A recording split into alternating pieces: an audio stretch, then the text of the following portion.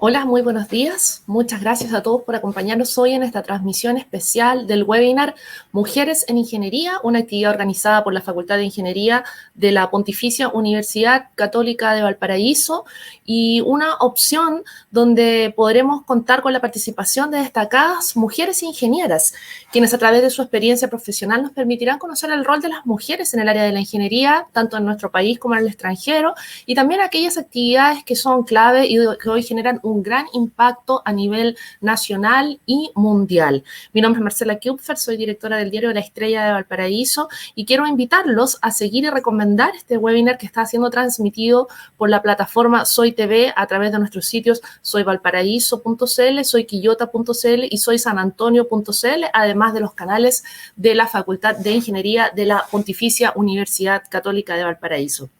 Quiero contarles que esta mañana tendremos interesantes invitadas en esta actividad. Nos van a acompañar la académica Claudia Altamirano de la PUCB, las ingenieras Zaida Muñoz y la ingeniera Marcela Grey.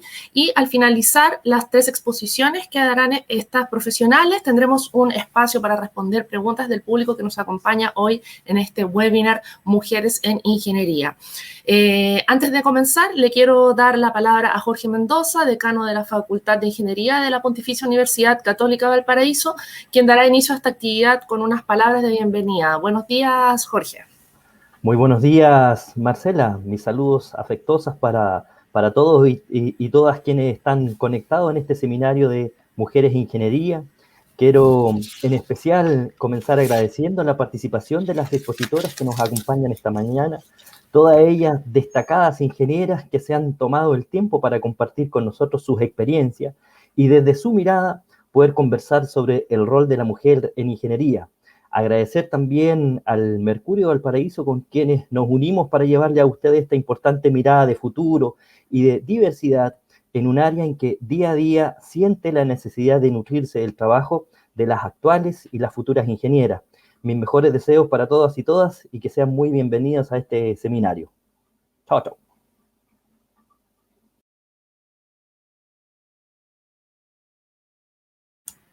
Perdona a la audiencia, está muteado el micrófono. Quiero agradecer las palabras entonces del decano y vamos a partir hoy con la primera presentación de esta jornada que se titula Biotecnología a la vanguardia y los nuevos desafíos de la medicina. Vamos a invitar entonces a Claudia Altamirano, que es académica de la Escuela de Ingeniería Bioquímica de la Pontificia Universidad Católica de Valparaíso. Buenos días, Claudia. Hola, Marcela.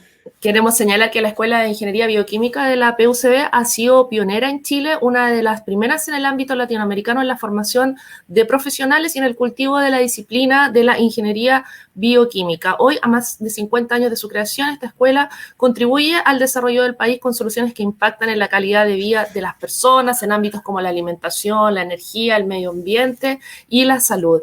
Así es que te damos la bienvenida, Claudia, y esperamos que nos puedas entonces introducir en estos temas acerca de la biotecnología y las disciplinas de vanguardia en esta materia. Gracias, Marcela. Gracias por el saludo, por la invitación.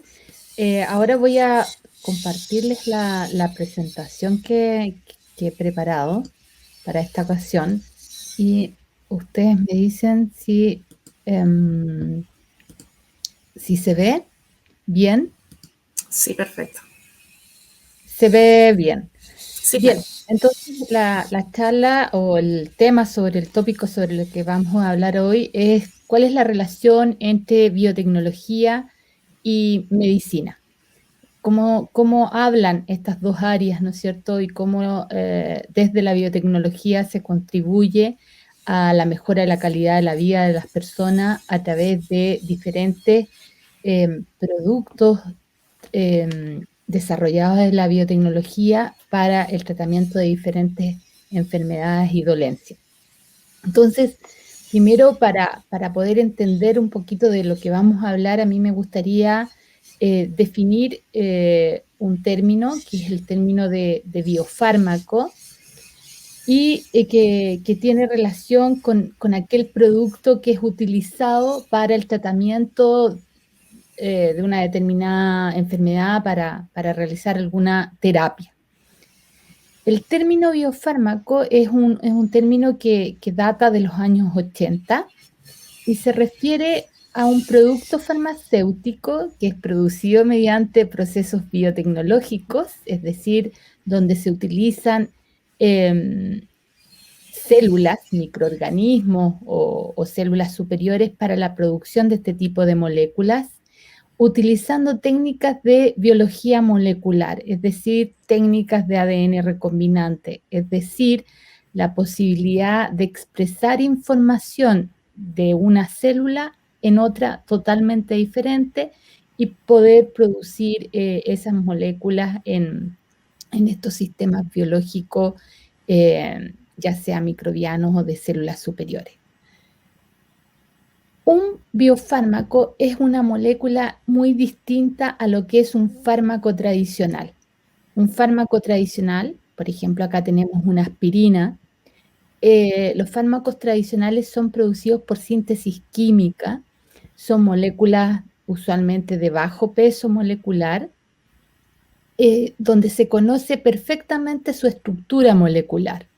Entonces es un producto definido y una aspirina producida por una marca determinada, por un laboratorio determinado, va a ser exactamente igual el principio activo a la aspirina producida por otro laboratorio, porque químicamente son estructuras, no hay variación. Esto es lo que define lo que es la aspirina. En el caso de los biofármacos, son moléculas altamente complejas. Esto es el tamaño, ¿sí? Las moléculas se miden en peso molecular, su tamaño. Acá tenemos el tamaño, si ustedes pueden ver, son varios órdenes de magnitud superior a lo que es un fármaco. Y los biofármacos pueden ser de distintas naturalezas. Podemos tener proteínas recombinantes, porque son producidas por tecnología de ADN recombinante. Podemos tener DNA o mRNA recombinante. Este es el mensaje procesado y sin procesar, el material genético que codifica la información para la síntesis de una proteína.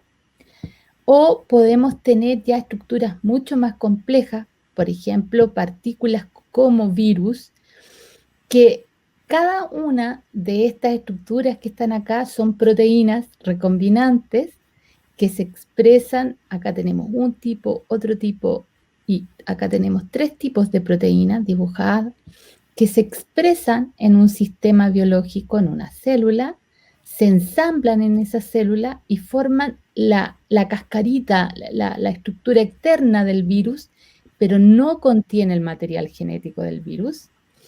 Y por lo tanto, esta cápside se puede utilizar para la formulación, por ejemplo, de una vacuna viral, pero que no va a tener riesgo porque no contiene el material genético del virus. No es propiamente el virus, son partes del virus. Entonces, estos son diferentes tipos de biofármacos, son estructuras complejas y que dependiendo del hospedero utilizado, es decir, del sistema biológico utilizado para producir estas moléculas, una misma molécula puede ser levemente diferente según el hospedero, según el fabricante. Y entonces acá el concepto que se utiliza para hablar de este tipo de compuestos, no sé, hoy por hoy se escucha hablar, es de biosimilares, ¿sí? Porque no son compuestos exactamente iguales dependiendo del productor, pero sí tienen una misma funcionalidad.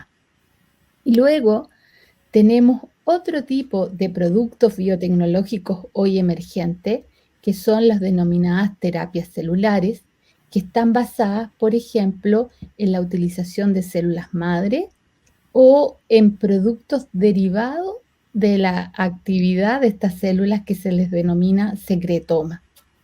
Y ya sean las células madre o el secretoma, acá ya estamos hablando de productos muchísimo más complejos porque son las células propiamente tal el tratamiento, o muchas moléculas derivadas de la actividad de esta célula, el secretoma, que se utiliza para realizar diversas terapias celulares.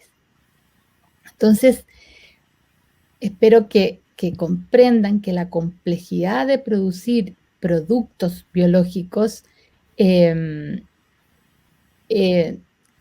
es mucho más alta que la de producir moléculas químicamente definidas y por lo tanto todo lo que se refiere al aseguramiento de la calidad de la producción de este tipo de moléculas es altamente rigurosa, demanda muchísimos análisis y supone un desarrollo tecnológico que involucra diferentes etapas e involucra muchos años de desarrollo. El mercado de los biofármacos ha ido en incremento sostenido desde su emergencia en los años 80 de los biofármacos recombinantes. Actualmente en el mercado existen un volumen importante de este tipo de moléculas. La mayor parte de ellos y los más interesantes son los proteínas recombinantes, en particular los anticuerpos monoclonales que se llaman por cómo se sintetizan. No voy a entrar en esos detalles, pero la mayor parte de este tipo de biofármacos han sido cubiertos por el área de anticuerpos. Las ventas a nivel mundial de este tipo de moléculas superan los 600 billones de dólares. Solamente para el año 2025 se esperan en ese año que sean de 526 billones de dólares las ventas de este tipo de biofármacos a nivel mundial, de estas moléculas. Para aterrizar estas cifras, para poder compararlas con nuestra realidad, ¿qué significan estos billones de dólares?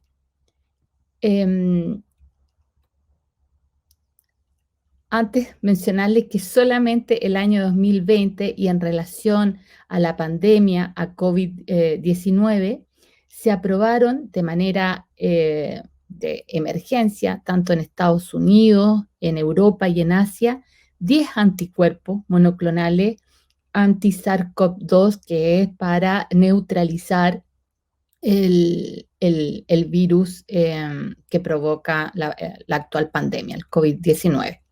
O sea, son moléculas que están en desarrollo y altamente demandadas. Para poner esto en contexto del mercado que supone los biofármacos, acá yo les muestro la matriz de producción de productos de exportación, no de servicios, de productos por parte del Estado de Chile en el año 2019. El total de exportaciones de cobre en Chile fue de 70,1 mil millones de dólares y de estos el cobre representa el 45%. Como todos ustedes saben, nuestra matriz productiva es muy poco diversa y está fundamentada principalmente en materias primas. Si nosotros consideramos los 5 biofármacos más vendidos, no, 4 de los biofármacos más vendidos a nivel mundial, que se venden en un volumen de producción anual de unos pocos kilogramos al año, en total. Ponemos como ejemplo el bloqueador del TNF, el anti-TNF, que es una molécula utilizada para el tratamiento de la artritis reumatoide y que existen diferentes versiones de esta molécula a nivel comercial. Ahí están Humira, Enbrel, Remicade, Simponi.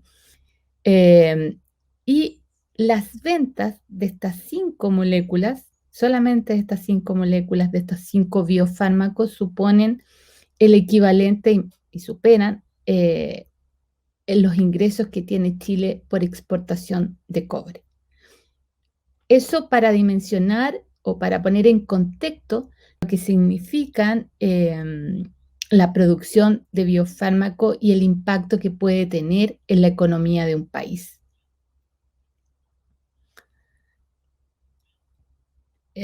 A continuación, entonces ahora me gustaría ver cómo nosotros relacionamos el impacto de la biotecnología en la biomedicina.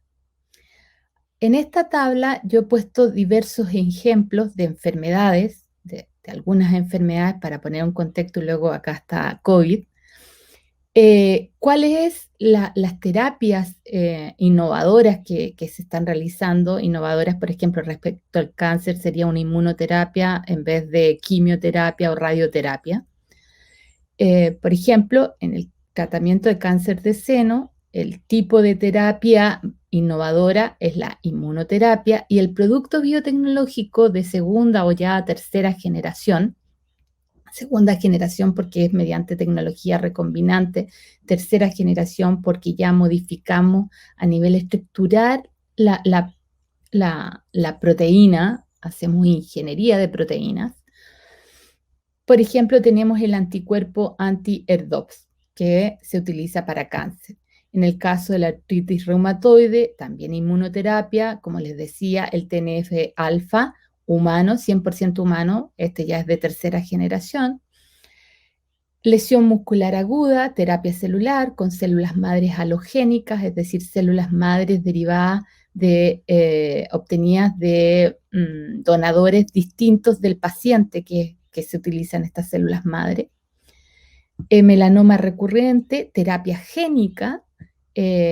Acá ya introducimos material genético dentro del paciente.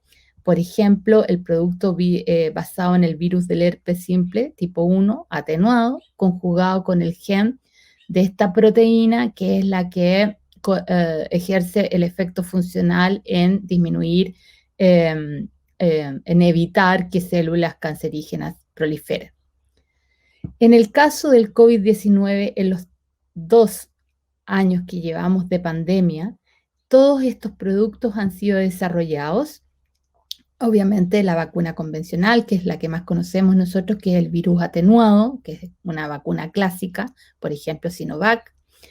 Otras vacunas basadas en proteína recombinante, basadas en el antígeno, es una proteína, el antígeno es una proteína del virus, por ejemplo la Spike S, que al ser introducida en nuestro organismo va a gatillar la respuesta inmune. Por ejemplo, la de Novavax de Sanofi GlaxoSmithKline o la de Soberana de Cuba. Estas 2 vacunas están basadas en la proteína recombinante Spike S, que es la proteína del virus.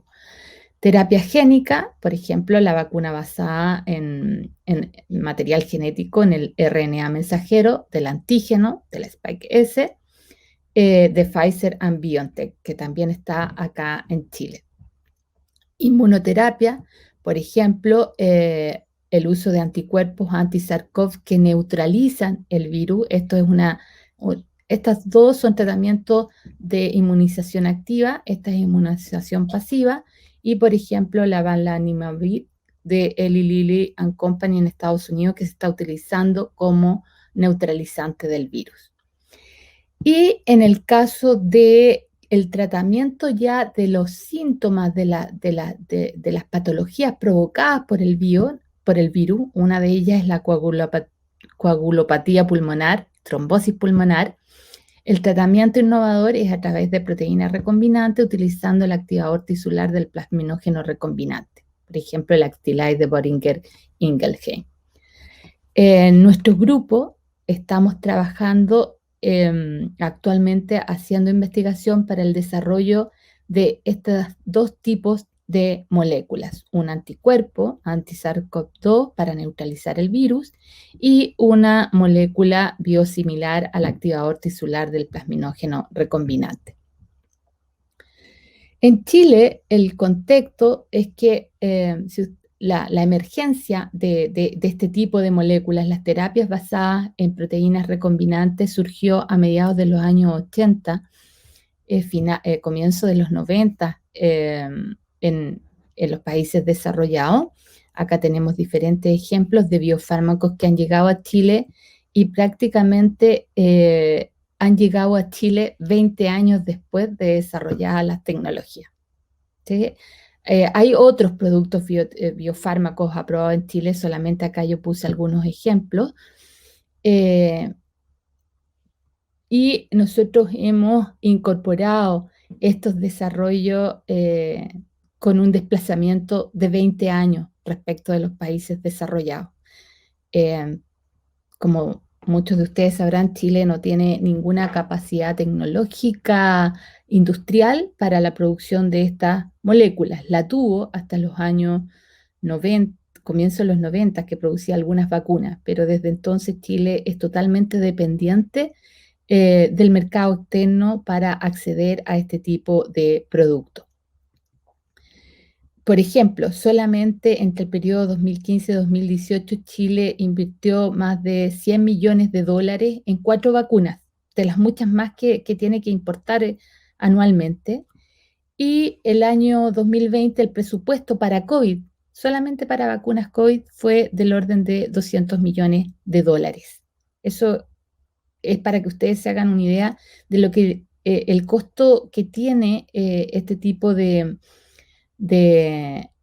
terapias, de tratamiento y lo que tiene que invertir el país para acceder a este tipo de productos. Nuestro grupo está trabajando a través de diversos proyectos en la producción de biofármacos. Actualmente tenemos un proyecto en colaboración, donde yo participo como colaboradora internacional de un proyecto liderado por la Universidad Nacional Autónoma de México para la producción de anticuerpos monoclonales anti-COVID, de manera de desarrollar terapias pasivas para neutralizar el patógeno. Y también a través de 2 proyectos financiados por ANIT, Fondesit y Fondef, estamos trabajando indirectamente para producir una molécula que es un antitrombolítico. Nosotros presentamos esta postulación a una convocatoria especial de la ANIT del año pasado. No fue adjudicada, pero no obstante eso, a través de otros proyectos nosotros igual estamos tratando de avanzar en el desarrollo de esta molécula, de producirla a un nivel que nos permita realizar pruebas preclínicas, y esto lo estamos haciendo en colaboración con académicos de la Universidad de Valparaíso y de la Universidad de Chile.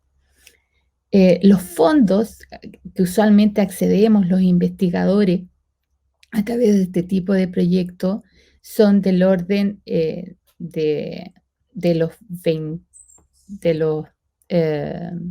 40.000, 50.000 dólares al año. Esos son los presupuestos que nosotros manejamos para poder investigar y colaborar y contribuir al desarrollo y producción de biofármacos, al conocimiento en esta área, tanto a nivel nacional como internacional. Básicamente en eso es lo que nuestro grupo investiga. Nuestro grupo está constituido, por varios colaboradores, estudiantes de doctorado, investigadores postdoctorales y también investigadores nacionales e internacionales. La última foto que tenemos del grupo es la del 2019. Lamentablemente no nos hemos podido reunir durante estos meses de pandemia. Esta es la Escuela de Ingeniería Bioquímica, que está en nuestro bello puerto de Valparaíso. Eso quisiera contarles. Muchas gracias, Claudia, por tu presentación, muy contingente además, temas que nos atañen a todo el mundo, particularmente por el desarrollo de esta pandemia que no termina de irse. Muchas gracias, Claudia Altamirano, por tu presentación, y ahora le vamos a dar el paso a Zaida Muñoz. Ella es encargada de logística aeroportuaria del Ministerio de Transporte y Telecomunicaciones. Hola, Zaida, buenos días, bienvenida. Hola, Marcela, hola a todos. Muchas gracias por la invitación. Qué bueno poder compartir acá con ustedes. Gracias, Zaida. Voy a contarles a nuestra audiencia que Zaida Muñoz es egresada de la Escuela de Ingeniería de Transportes, escuela que desde sus inicios cumple con la función de preparar profesionales capaces de desempeñarse en la planificación, diseño, operación y gestión de los sistemas de transportes. Actualmente, Zaida Muñoz desempeña una labor que sin duda también forma parte de la contingencia actual y de ello nos va a hablar en esta exposición titulada Logística Aérea en tiempos de pandemia. Zaida, adelante. Muchas gracias, Marcela. Voy a tratar de compartir unas slides, pero principalmente esto más que una presentación, me gustaría ir comentándole qué es lo que estamos haciendo desde el Ministerio de Transporte con toda esta contingencia, principalmente con la distribución de vacunas y cómo es lo que hemos hecho y qué es lo que se viene también. Creo que es algo bien importante tener en mente hoy día qué es lo que hay detrás de todo un proceso de vacunación y en términos de logística y en la parte de logística aérea, que es lo que estoy encargada yo, cómo hemos podido ir avanzando y tratando de hacer las cosas bien, si ese es el punto. Así es que ahora eso es lo que les quería comentar. ¿Me avisan si se ve la presentación, por favor? Sí, la vemos perfecto. Adelante, Zaida.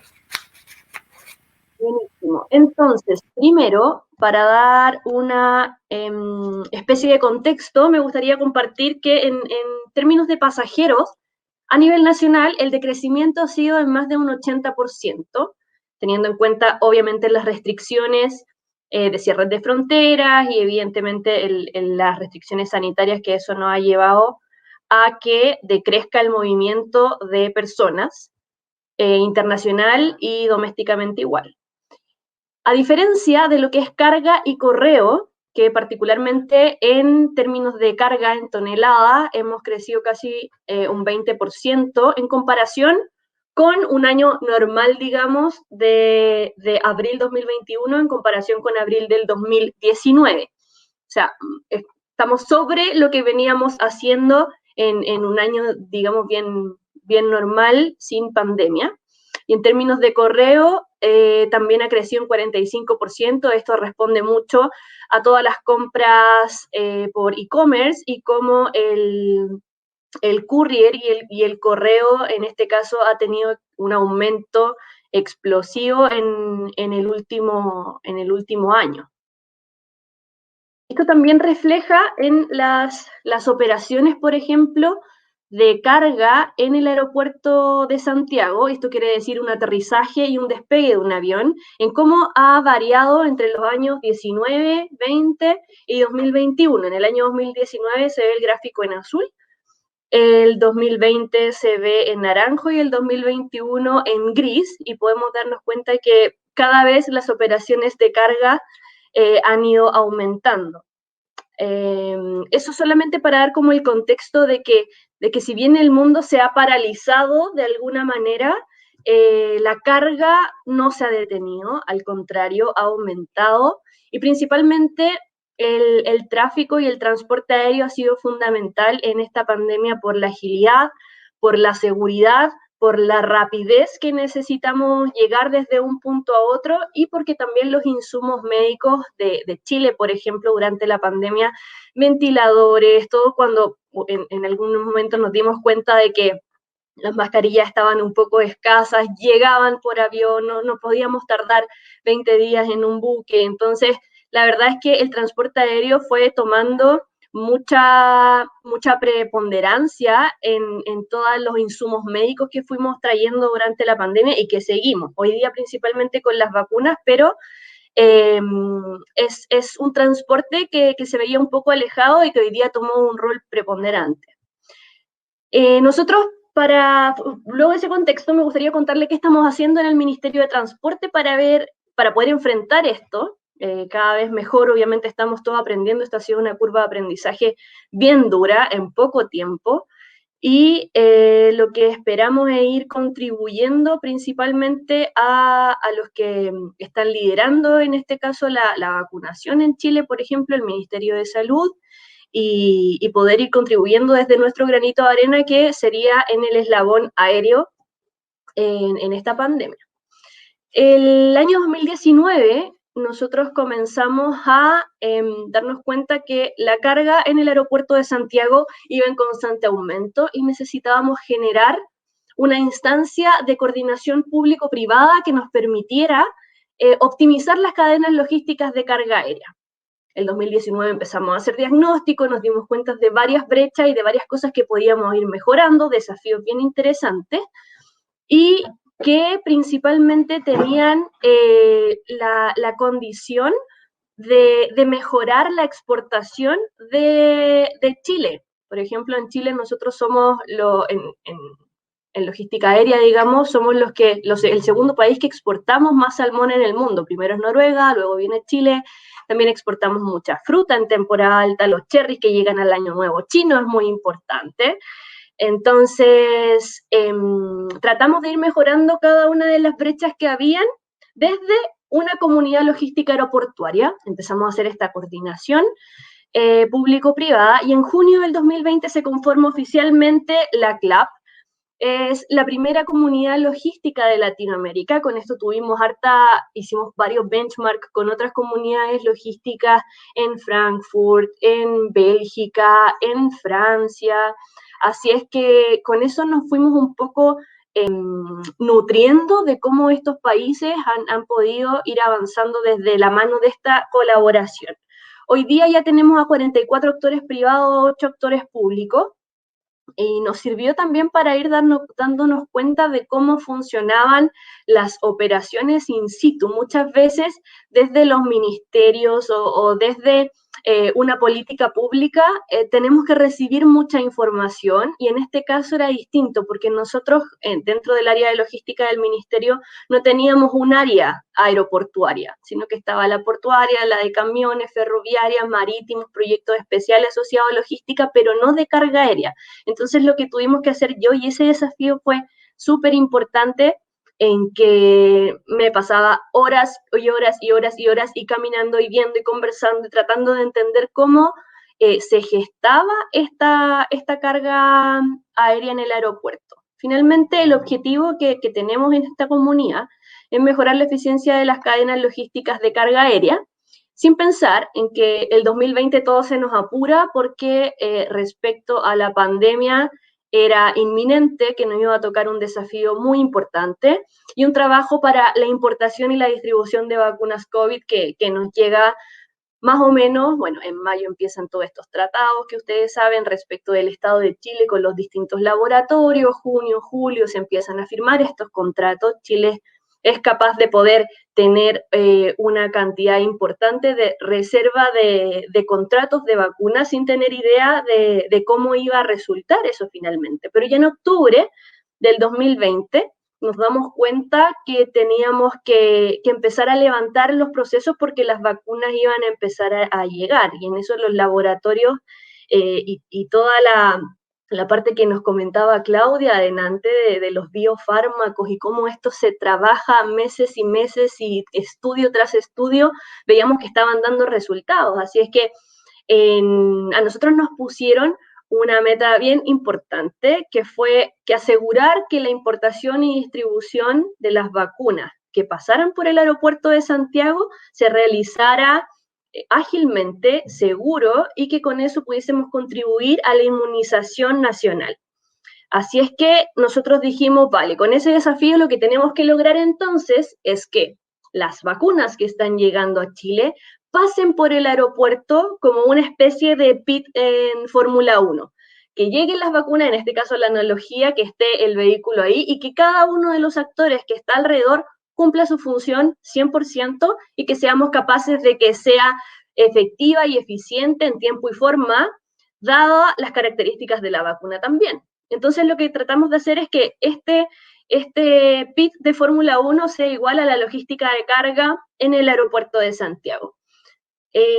Fue difícil al principio tratar de entender cómo íbamos a hacer que una logística normal de vacunas, por ejemplo, en una campaña de influenza, que son 8 millones de vacunas que nos llegan en 2-3 meses, cómo íbamos a hacer que estas 40 millones de vacunas que tenemos comprometidas para este año vayan a ser en un año, cómo vamos a ser capaces de distribuirlas y con las condiciones de cadena de frío que esto significa, porque como ustedes saben, en Chile hoy día hemos recibido 3 tipos de vacunas del laboratorio Pfizer.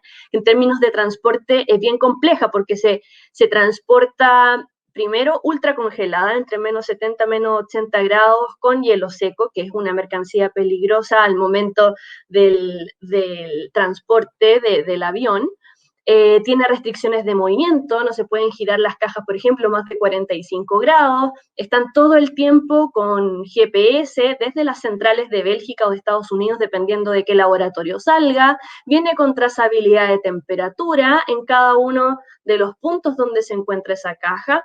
Entonces, la verdad es que era un desafío enorme. Luego de eso, que llegan a Chile, por ejemplo, en la parte de las vacunas Pfizer, lo que se hacía era, vale, ¿cómo somos capaces de distribuir estas vacunas que están ultra congeladas y que duran 10 días dentro de esa caja y que se pueden abrir 2 veces al día para rellenar el hielo seco y no tenemos más? O sea, desde que llegan, desde que salen allá hasta que son inoculadas, tenemos 10 días y que no, ¿cómo lo vamos a hacer para llegar a Punta Arenas, en el fondo? A Puerto Natales, y era Chile Chico, y eran Arica, eran muchas distintas lugares que teníamos que llegar sin la capacidad, digamos, de responder rápidamente frente a un producto que jamás se había tratado en Chile. Lo que se hizo, solo para que lo tengan dentro de su conocimiento, fue que Chile llegaban estas vacunas ultra congeladas y se mantenían en un depósito, en una droguería que tiene el Ministerio de Salud, que contrata obviamente a un tercero que ya lleva muchos años haciendo la campaña de influenza, y lo que se hace es que en este lugar se descongelan las vacunas. Pasan de menos 80 grados a mantenerse a una temperatura de 2 a 8 grados Celsius, que es la temperatura normal de una vacuna de influenza. Entonces eso ya se nos hacía un poco parecido de lo que hemos transportado, de cómo llevar esas vacunas. El punto difícil acá era que esas vacunas, desde que se descongelan hasta que llegan al brazo de una persona, solo dura 5 días, no se puede volver a congelar. Entonces teníamos que seguir corriendo, digamos. Esa era como raya para la suma, seguir corriendo con las vacunas. Se ha logrado, semanalmente nos están llegando vacunas Pfizer, ahí les voy a mostrar cómo ha venido la importación de vacunas y la distribución de vacunas por aire. En la vacuna, por ejemplo, Sinovac era de 2 a 8, bueno, sigue siendo hasta ahora la vacunación masiva que tenemos en Chile. En términos de transporte no hay mayor complicación, más allá de las demandas distintas de cada una de las regiones, pero principalmente se distribuye por tierra. Bueno, y AstraZeneca tiene las mismas características de la Sinovac, y no sé por qué me están llamando, denme un segundo. Y luego, lo último que va a llegar esta semana es el día viernes, que llega CanSino. Con eso tendríamos 4 tipos de laboratorios distintos que nos llegan acá a Chile. Respecto al balance logístico de vacunas COVID, lo que hemos logrado es un total de importación de más de 21 millones de dosis. Y aquí se puede ver en el gráfico la distribución de que nos han llegado 2 vuelos de AstraZeneca, 18 vuelos de Pfizer, 10 vuelos de Sinovac, y ahí con cada una de las importaciones que han llegado en estos vuelos. La última que tuvimos fue el día domingo con los 2.200.000 vacunas de Sinovac. Mañana también nos llega Pfizer, nos llega AstraZeneca y, como les decía, el viernes también nos llega por primera vez CanSino. Luego, las dosis distribuidas por aire, como ven, de estos 21 millones, lo que hemos distribuido por aire son 1.600.000 vacunas, que uno diría, claro, es muy poco comparado con el total que ha llegado, que ya son alrededor como de 18 millones los que hemos distribuido.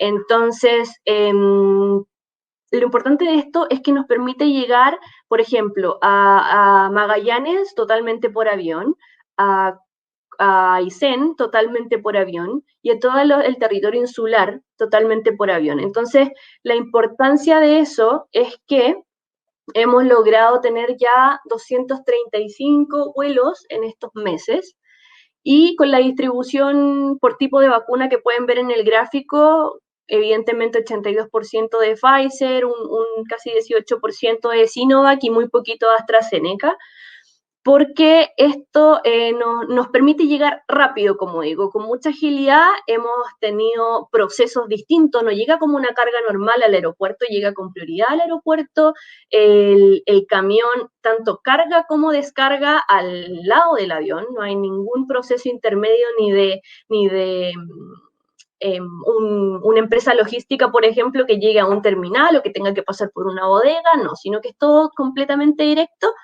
Y eso nos ha permitido tener mucha coordinación, bueno, obviamente con las Seremis de salud regionales y también con las policías, con DGAC, principalmente en el aeropuerto, con carabineros y PDI en todos los trayectos de conexión. Así es que es un tremendo desafío, pero creo que, bueno, a la fecha lo hemos cumplido bien, vamos avanzando bien, que eso es lo importante, pero vamos recién en la mitad. O sea, hemos hablado ahora de estos 21 millones de vacunas importadas y debiésemos tener alrededor de 40 de aquí a fin de año, 40 millones me refiero. Así es que eso en grandes rasgos los que les quería contar y completamente disponible a cualquier pregunta, cualquier duda y de nuevo muy agradecida por su constancia y por compartir con las otras dos colegas que están haciendo su presentación hoy. Muchas gracias, Zaida, por tu exposición. También, como decíamos, extremadamente contingente, dado que estamos un poquito más allá, yo creo, de la mitad del proceso de vacunación y todavía nos quedan unos cuantos meses para seguir en esto, así que es de total relevancia la labor que se hace allí en la logística y en la distribución de las vacunas. Le damos entonces ahora la palabra a nuestra última invitada, Marcela Gray. Ella es Dimensional Management de Airbus, empresa europea que diseña, fabrica y vende aviones civiles. Marcela Gray es egresada de la Escuela de Ingeniería Mecánica de la PUCB, área poco explorada por las mujeres, pero en la que el rol femenino cobra cada vez más fuerza. Marcela comenzó sus estudios en Valparaíso, actualmente trabaja en Canadá y nos va a contar un poco más de su experiencia a través de la presentación titulada La fabricación de un Airbus desde la mirada de una ingeniera. Bienvenida, Marcela, muchas gracias por acompañarnos.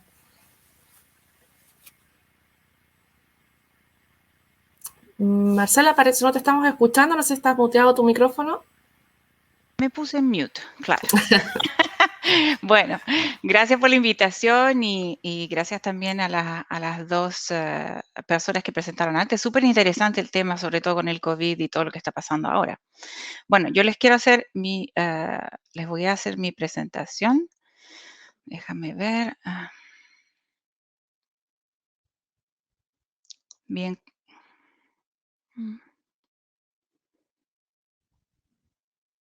Dime si se ve. ¿Se ve? Sí, perfecto. Perfecto. Ok. Bueno, les voy a contar un poco cómo llegué aquí. La verdad es que nunca pensé que en mis sueños sí estaba viajar, salir del país, pero no estaba trabajar en aviones o hacer aviones, para nada. Como les contaba, bueno, dentro de lo que vamos a conversar un poquito es dónde estudiamos, dónde estudié. Yo estudié técnico mecánico industrial en la Universidad Técnico Federico Santa María, en la sede José Miguel Carrera. Fue muy cortito.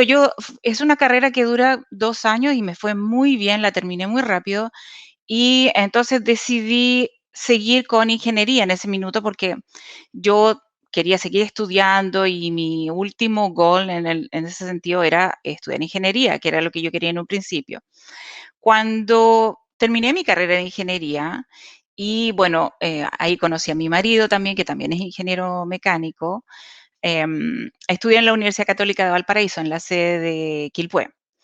Y bueno, entre los dos teníamos este sueño de salir del país, de conocer otros lugares. Para mí era más un tema de equidad. Yo no tenía las mismas oportunidades que tenían mis compañeros en cuanto a trabajo.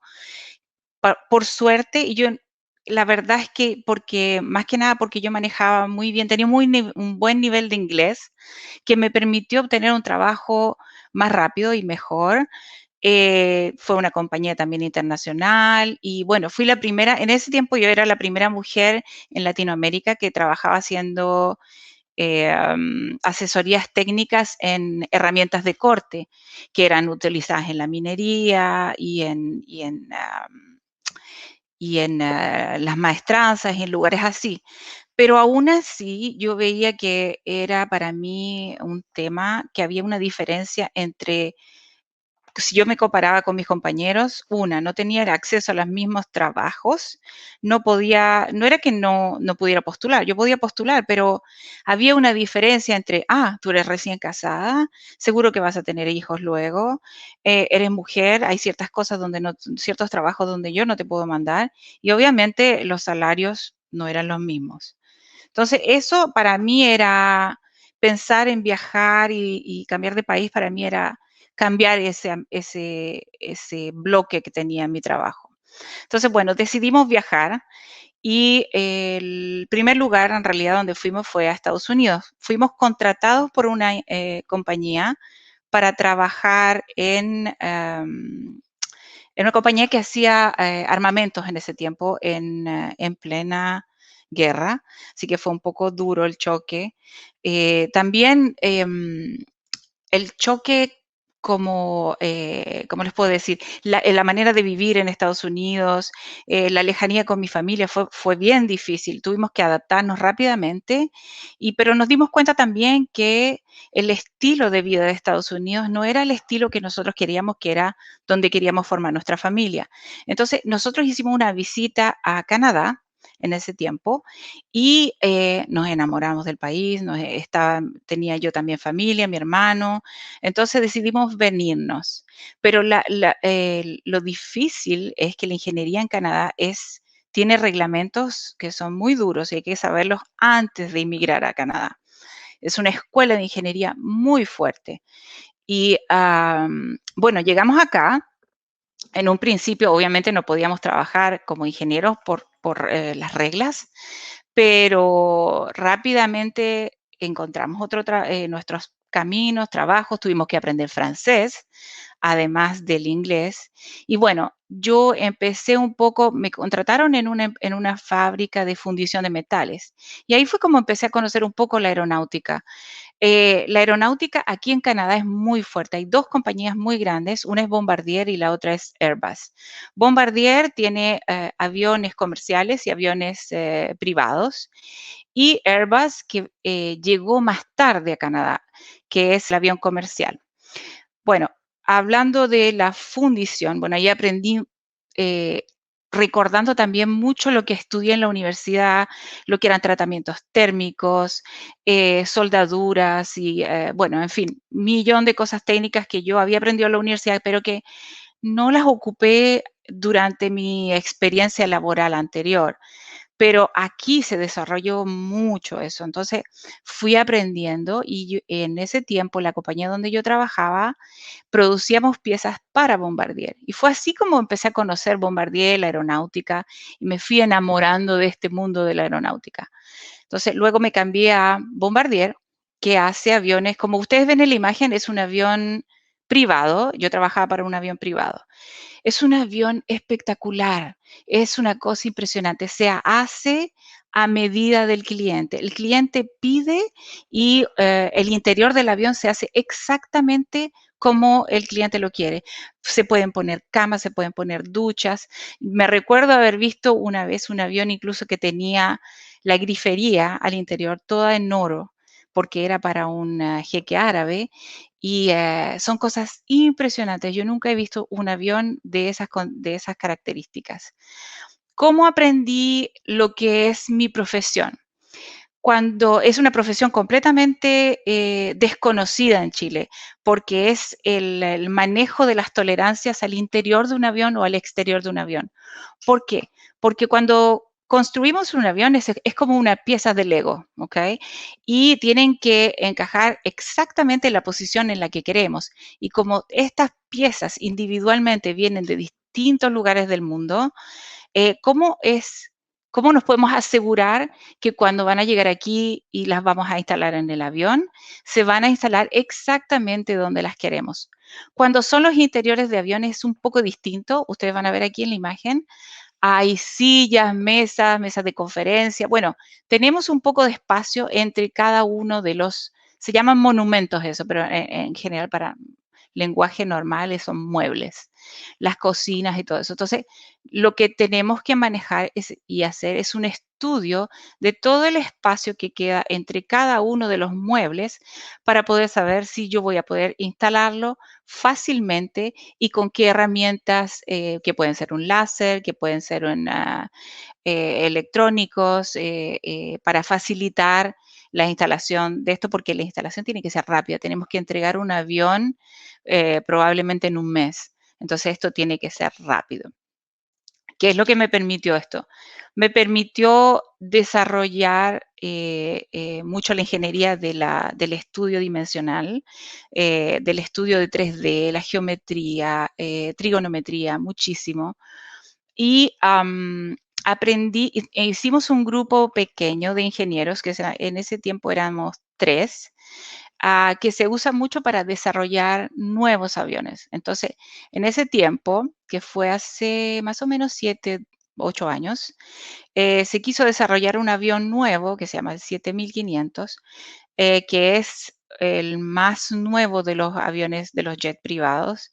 7500 es por la altitud que puede tener y es el avión más rápido de esa categoría para 13 personas que hay en el mercado en este minuto. Entonces, este grupo de 3 personas se conformó para hacer todo el estudio del interior de aviones para saber si, qué era lo que necesitamos y qué proveedores podíamos usar.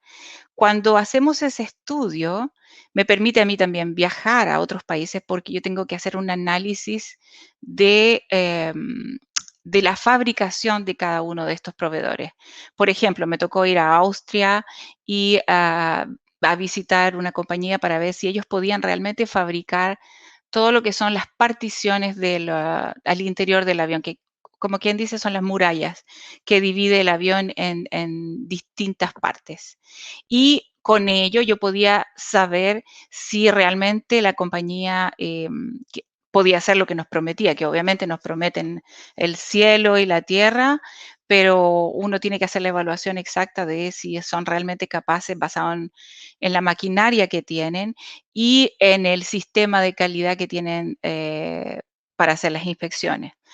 Bueno, luego de esto, este equipo funcionó más o menos 3, 4 años y Airbus al mismo tiempo que venía llegando a Canadá, necesitaba, tuvo un problema del exterior del avión, que son de la superficie de vuelo, y como es una expertise que es desconocida, le pidieron ayuda a la compañía de Bombardier. ¿Okay? Bombardier les dijo, ok, yo te voy a prestar una de las personas que era yo. Me prestaron a la compañía, obviamente que me preguntaron si yo estaba de acuerdo, qué sé yo, y fui a trabajar con ellos. A mí me encantó la compañía, me enamoré de Airbus, me enamoré del avión, me enamoré de la manera como trabajan, me encantó y además aprendí otra cosa, que es todo lo que significa la superficie de vuelo. Las superficies de vuelo son aquellas que están en el exterior del avión y que permiten al avión volar. Y ellas son, ejemplo, en los alerones está el alerón vertical, el alerón horizontal, las alas y la caja que une las alas que está por debajo del avión, que se llama la caja central.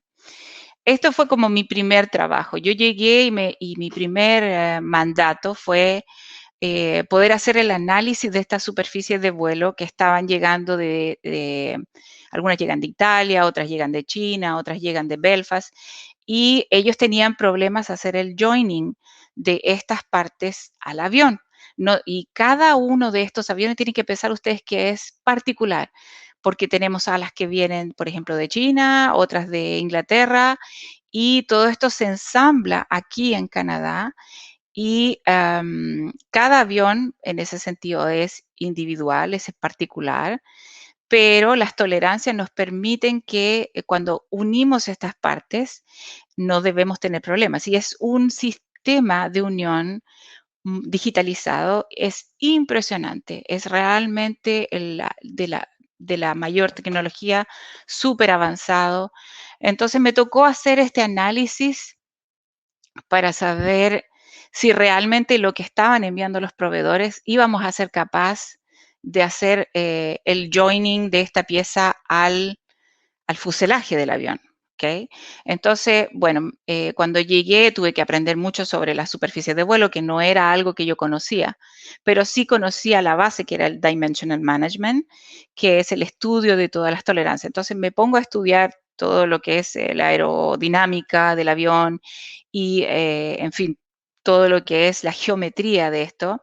Por ejemplo, como ustedes ven en la imagen, esta es un ala y es exactamente el estado en el que llega de nuestro proveedor. Si ustedes ven aquí es una caja, es como una caja de unión y se une aquí. Cuando se unen es un sistema robot que lo hace automático y se aproxima rápidamente a más o menos 3 milímetros. ¿Okay? Es muy rápido. Y luego se va acercando manualmente, pero es muy, muy rápido. Entonces, hay un problema de que si el ala no está bien analizada, lo que va a causar es un choque cuando hacemos el joining del avión. Eso, entonces, es algo crítico.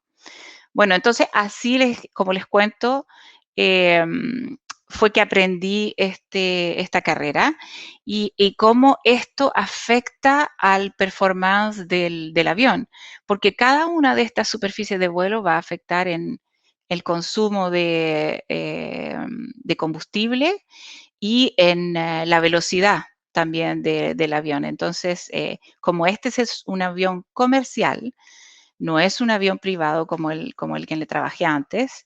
En el avión comercial lo más importante es llevar la mayor cantidad de gente en seguridad y lo más rápido posible a su destino. Lo otro que tiene este avión, que es relativamente nuevo y que ha sido muy buscado durante la época de COVID, es que este avión es el único que tiene sistema de intercambio de aire.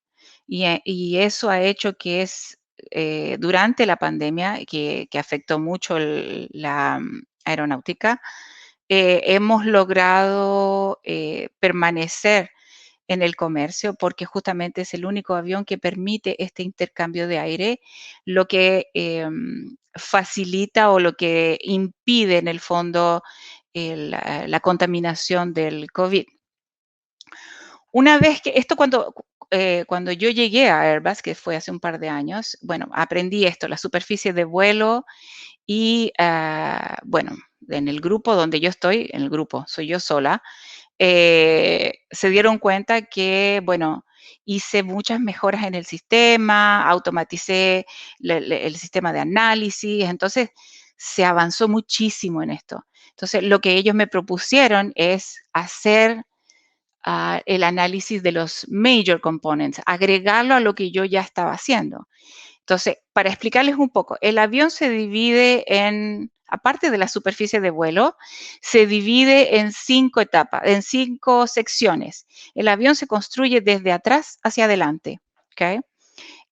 Cada una de estas partes, las 5 secciones del avión, vienen de distintas partes del mundo. Y el estudio de nuevo de este análisis dimensional nos permite hacer el joining o el asamblaje de una manera rápida. Entonces, el telcon, que es la parte de atrás y que es en cierta parte tiene algunas palabras se me olvidan en español, disculpen. Es una de las piezas más pequeñas del avión, que es de las partes más pequeñas del avión. Y es, a mi gusto, una de las más fáciles a analizar porque no hay riesgo de personas, es la parte donde va la evacuación de gases y aire y algunas cosas. Luego está el AFUSE, que es una de las partes más complicadas. Primero porque es donde tenemos el bulkhead, que es como una especie de pared que mantiene el aire, la compresión del aire dentro del avión y que es en composite. Y además unimos el alerón vertical y horizontal a esta sección del ala. Y cuando se hace, hay que medir también cuál va a ser el impacto que va a tener en la performance de vuelo del avión. La más grande es el midfuse, que es el fuselaje del medio, y es donde van los pasajeros, donde es muy importante la seguridad y el confort de los pasajeros. Luego tenemos las alas, el motor y el tren de aterrizaje. El motor y el tren de aterrizaje son parte del ala, se instalan, vienen de otras partes del mundo, pero el ala viene de Inglaterra y el motor se hace aquí y lo que hacemos es traemos las instalaciones, o como quien dice, los brazos donde se va a instalar el motor y el tren de aterrizaje y se hace aquí.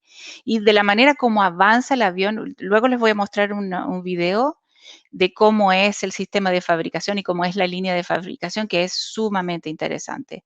Y la última parte del avión es el forward fuse o el cockpit, donde va el piloto y donde están una parte del sistema electrónico del avión. ¿Okay? Entonces, eso es la línea de producción del avión y es exactamente cómo avanza dentro de la fabricación, dentro del edificio. ¿Okay? Lo van a ver ustedes lo van a reconocer en el video. La idea de todo esto, del estudio de las dimensiones, es justamente evitar que algo así suceda, que nos ha sucedido. Es muy raro y eso significa que porque normalmente los proveedores me envían estas como imágenes fotográficas, como nubes de puntos en 3D, me lo envían antes de mandar estas partes del avión. Entonces yo lo que hago es un análisis 3D de esta imagen y les digo a ellos si está bien, si me la pueden mandar tal y como está, o si ellos necesitan hacer un rework. Entonces, cuando llega y nos pasa algo así, significa que o hubo una mala comunicación o ellas realmente no nos enviaron lo que habían prometido. Así que es bien interesante. A mí, yo adoro este trabajo. Bueno, ahora les voy a mostrar el video.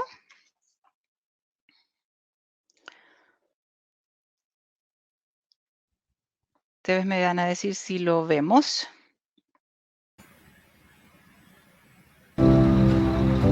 ¿Se ve? Sí, perfecto. Perfecto.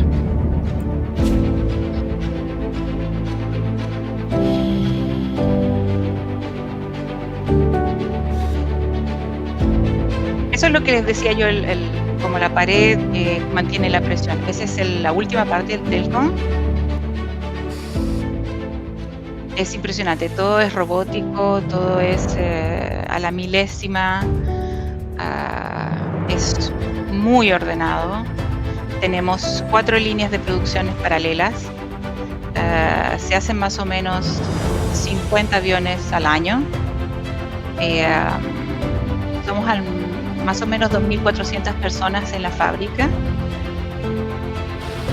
Soy la única mujer, además, y soy la única que hace ese trabajo.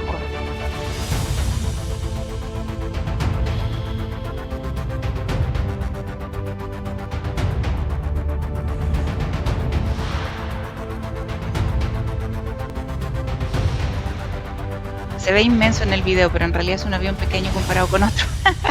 Pero es realmente muy bonito trabajar aquí.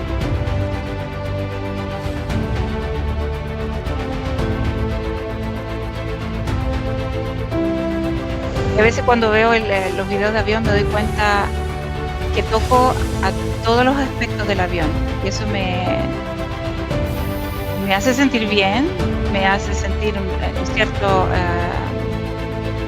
una gratificación en el sentido de que, vaya, llegué hasta aquí, puedo hacer esto, me encanta. Y es un avión lindísimo.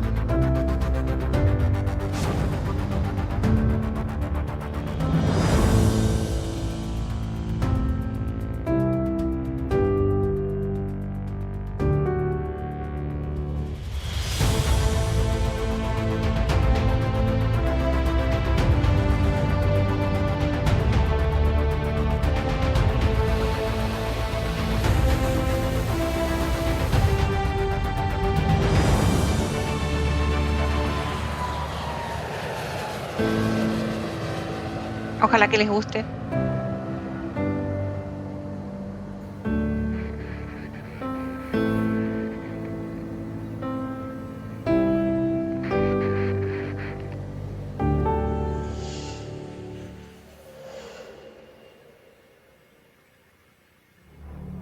Y gracias por la invitación de nuevo, Marcela. Ha sido realmente para mí un agrado poder Marcela, mostrar y poder compartir con todo el mundo esta profesión que me encanta.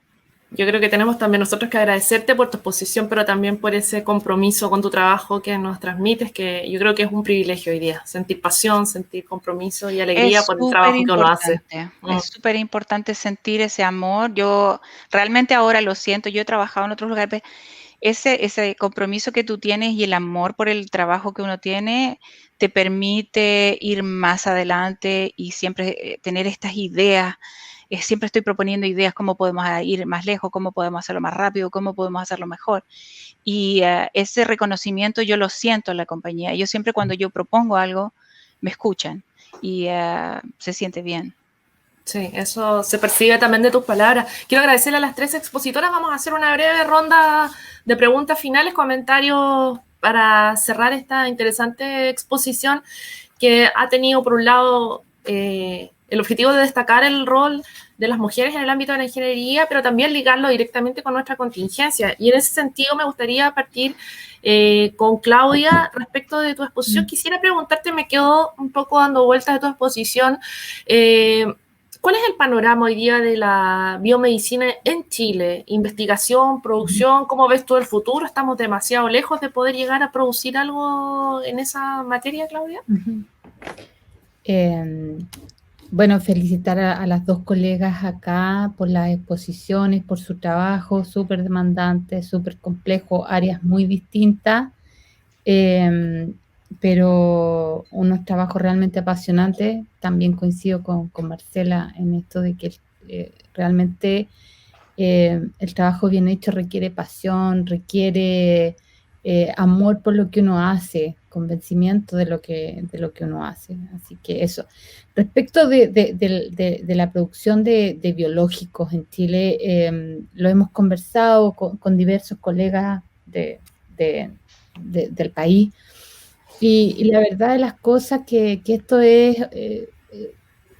pasa por un tema de voluntad política, de voluntad de Estado, porque las capacidades están,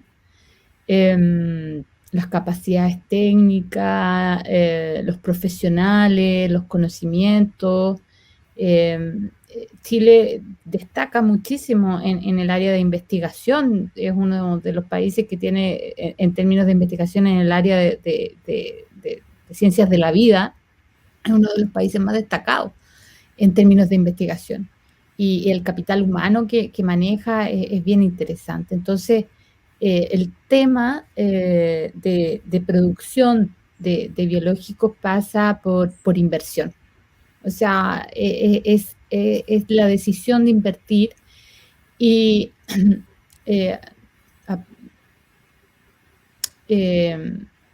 ¿cómo lo digo? Pero a veces las cosas pasan y siempre uno tiene que aprovechar la oportunidad de lo que ocurre, ¿no es cierto? Entonces, esta pandemia ha puesto el tema de la biotecnología en una primera plana. O sea, la producción de vacunas es un tema altamente que todo el mundo está hablando por diferentes aspectos, pero todo el mundo está hablando de vacunas, todo el mundo está un poquito más culturizado respecto de esto. y ha servido para mostrar la carencia que existe en el país, la dependencia que tiene el país de este tipo de producto, y ha puesto en el escenario la necesidad de plantear Chile el desarrollo de este tipo de productos, y hoy hay bastantes iniciativas y hay muchos actores de este ámbito que están analizando y viendo las posibilidades de iniciar la producción de biológicos, a lo mejor no para COVID, pero sí para otros tratamientos, otras dolencias, otras enfermedades, de empezar a producir en Chile. Entonces yo creo que a veces siempre uno tiene que aprovechar la oportunidad, estar atento a estas malas situaciones que pueden ocurrir, pero de acá pueden surgir buenas iniciativas, y esto requiere voluntad política, inversión, y también requiere que el sector privado también cobre protagonismo en esto. Pero yo creo que las capacidades están. Y la ciudadanía también creo que hoy entiende mejor la problemática que hace 2 años. Sí, o sea, por lo menos se ha hecho mucho más visible, ¿no? Gracias a la misma circunstancia. Y Zaida, un poco también quería preguntarte sobre el tema de los privados. Yo imagino que hoy día vemos todo funcionando bien en términos de lo que ocurrió primero con la llegada de los ventiladores, luego los insumos médicos por la pandemia, el término de las vacunas, pero imagino que la gente que trabaja un poco en la trastienda, como tú y tu equipo, en la logística, en hacer que tienen que haberse topado con muchos obstáculos. ¿Cuáles fueron los obstáculos principales que ustedes vieron para echar a andar esta máquina de forma tan bien? Y quería preguntarte, pero también por eso, ¿cuál fue la relación con los privados en esta cadena? ¿Cuál fue la disposición de ellos para trabajar también en conjunto?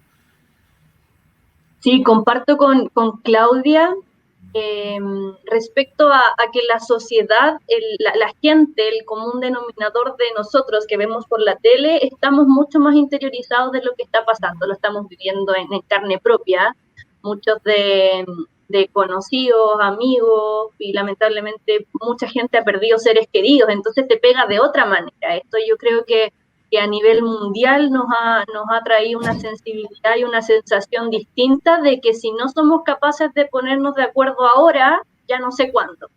Entonces, respecto a los privados, a la academia también, creo que nos ha costado poco y lo digo como bien orgullosa también de lo que hemos hecho como chilenos, el ponernos de acuerdo para ir avanzando. O sea, de alguna manera hoy día en términos logísticos, que es lo que veo yo, las aerolíneas, JetSmart, Sky, LATAM, han transportado vacunas gratuitamente en el territorio nacional. Entonces, de estos 235 vuelos, son como 210 de aviación comercial, digamos, ellos se han puesto la camiseta y dicho, ¿saben qué? O sea, yo voy a llevar cajas de vacunas donde tenga que llevarlos. La FEDAT con aviación civil también, si tengo que ir a la isla Juan Fernández, o tengo que hacer una conexión, no sé, para llegar a Puerto Edén o como sea, vamos a tratar de ir haciendo conexiones que contribuyan al Plan Nacional de Vacunación, sin mayor discusión. O sea, no ha habido problemas, digamos, en que tratar de convencerlos. Ha sido como, mira, necesitamos hoy día mismo, bueno, ayer en la noche necesitábamos una conexión rápido de Concepción a Temuco, y yo me contacto con la aviación civil y necesitamos esto. Hay posibilidad, 7 pilotos con sus aviones, con sus recursos, onda, sí, yo llevo la caja de vacuna. Es como esa sensación de que todos tenemos que remar sin importar mucho el costo que haya detrás, porque el beneficio es mayor.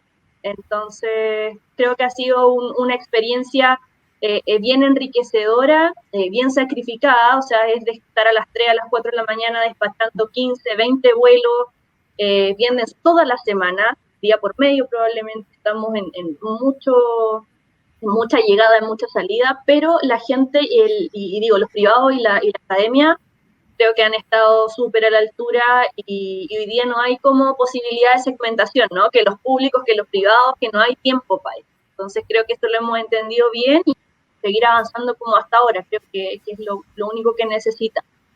Sí, y ojalá se replique también en otras instancias, porque es Sí, fundamental totalmente. para que las cosas salgan bien.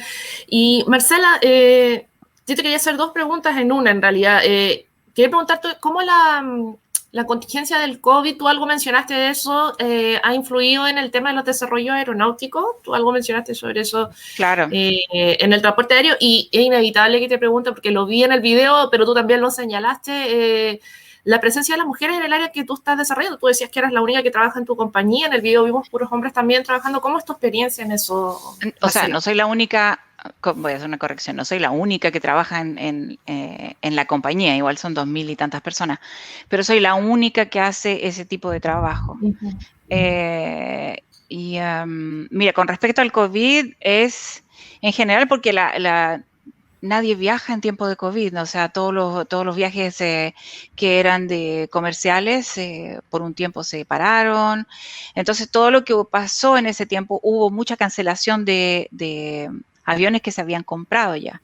Entonces, claro, nos afectó una reducción de ventas más o menos de un 20%, que fue muchísimo al principio. ¿Qué pasó después? Es que este tipo de avión en el que yo trabajo es el único que tiene, como yo les contaba, el sistema de intercambio de aire. En general, un avión recircula el aire al interior. ¿Okay? El Airbus lo filtra y utiliza aire del exterior. Entonces, esa es una ventaja con respecto al COVID, porque podemos limpiar el aire al interior. Entonces, si habían ventas de aviones, bueno, entre elegir un avión en que no pueden volar porque tenemos COVID de todas maneras y hay el riesgo que si hay una persona enferma, bueno, todo el mundo adentro del avión se va a enfermar, y entre comprar un avión que yo sé que hay menos posibilidades de contagio, obviamente que las compañías aéreas siguieron comprando Airbus.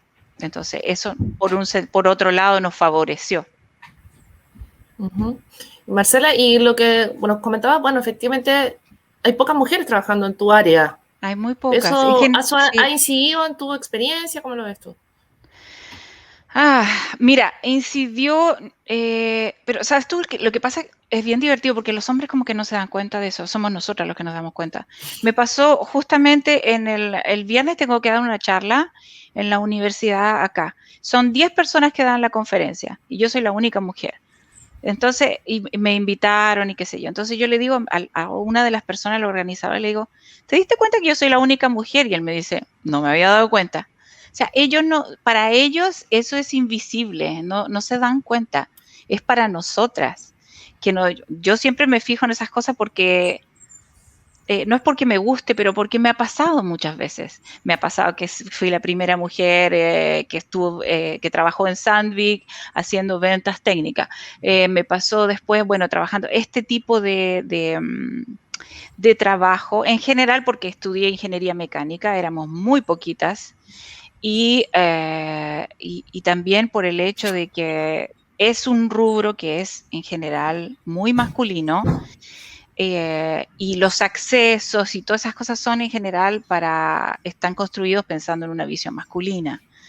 Pero yo me integré muy bien a eso, entonces no vi la diferencia, la veo ahora con el tiempo porque ellos ya me reconocen, pero al principio eres tú la que te tiene que demostrar que estás ahí por algo. Me pasó una vez, y siempre lo he recordado, una manager, una directora de la compañía anterior donde yo trabajaba, estábamos en una reunión importantísima. Habían 20 personas en la reunión y ella era la directora y la única que estaba de ingeniería que era mujer era yo. El resto eran todos hombres. Y yo era en ese tiempo estaba recién empezando, bueno, muy tímida, tienes también el asunto del idioma. Entonces, típico uno se sienta, y la gente que se sienta alrededor de la mesa central y todos los que se van atrás alrededor de las paredes o que se sientan un poco atrás. Y hubo intervenciones durante toda la reunión. Bueno, yo tuve que dar mi opinión por algo. Cuando terminó la reunión, la directora se me acercó, ya había terminado, y me dijo, tú eres una mujer muy inteligente, me dijo, y tienes que tomar tu lugar. Me dijo, la próxima vez que vengas a una reunión, no te sientas atrás, te sientas en la mesa. Y desde ahí, yo dije, ok, sí. Y desde ahí que apenas llego a la reunión me siento en la mesa. Porque tienes que pasar tu mensaje. Y la otra cosa que yo he aprendido con el tiempo, yo me considero una feminista no radical. No soy de las que no soy de las que digo yo voy a pelear no. Yo, como dice la canción, killing with kindness, los convenzo a mi manera, usando inteligencia, usando carisma, y llego donde quiero llegar. Muchas gracias, Marcela, por tus palabras y también por las palabras y la experiencia que han compartido todas nuestras invitadas, que estoy segura serán muy importantes también, sobre todo para los estudiantes y las estudiantes que están empezando en el mundo de la ingeniería. A nombre de la Facultad de Ingeniería de la Pontificia Universidad Católica de Valparaíso, quiero agradecerles entonces a Claudia Altamirano, a Zaida Muñoz y a Marcela Grey, destacadas ingenieras que han compartido esta mañana sus experiencias con nosotros en este webinar titulado Mujeres en Ingeniería, transmitido por nuestra plataforma Soy TV. Muchas gracias por escucharnos y muchas gracias a nuestras invitadas por compartir con nosotros sus experiencias. Hasta pronto. Gracias. Chao, gracias. Bye. Muchas gracias.